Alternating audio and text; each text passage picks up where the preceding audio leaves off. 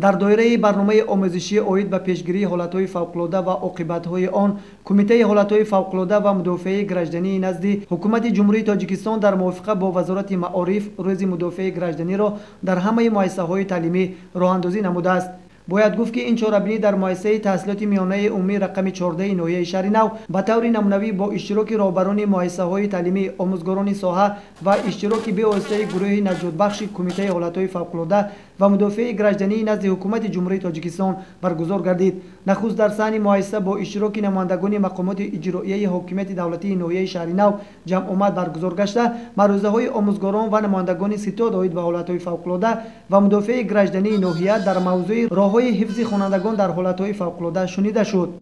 امروز با دستگیری رهبریت کمیته حالت‌های فوق‌العاده و مدافع گراجدانی نزد حکومت جمهوری تاجیکستان، نجات دهندگان کسبی از مرکز نجاتی کمیته حالت‌های فوق‌العاده و مدافع گراجدانی برای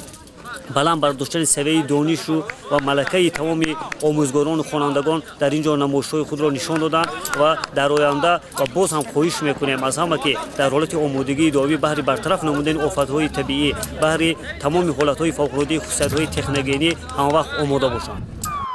با صدا دادن بانگ خطر عملی نمونوی خوانندگان هنگام رخ دادن زمین لرزه آتش گرفتن به حقوق پیوستن صدمه در انشاءات آغاز گشت. خوانندگان صنف‌های بالایی به گروه‌های نجات بخش و یاریرسان جدا گشته با چوس و چالاکی در عملیات اشتراک نمودند. در همین لحظه‌های حساس کارمندان قسم آتش نشانی، یاری تجلی و گروه‌های نجات بخش کمیته اوید به حالت‌های فوق‌العاده و مدافع گراجدانی نزد حکومت جمهوری تاجیکستان با افت-ماشین‌های مخصوص گردانده شده در جای حادثه حاضر شدند و برای رفع عاقبت‌های زمین لرزه کمک عملی خود را رسانیدند. در مؤسسه تعلیمی درس‌های کوشا در موضوع‌های راه‌های حفظ خوانندگان از عاقبت‌های صدمه، عملی خوانندگان هنگام رخ دادن حالت‌های فوق‌العاده و به خود و دیگران رسانیدن یاری اولیه طبی هنگام رخ دادن حالت‌های فوق‌العاده گذرانده شد. افسران گروه‌های نجات بخش کمیته اوید به حالت‌های فوق‌العاده و مدافع گراجدانی نزد حکومت جمهوری تاجیکستان پس از انجام عملی نمونوی خوانندگان و آموزگاران را با واسطه‌های اساسی که هنگام نجات بخشی استفاده می‌گردد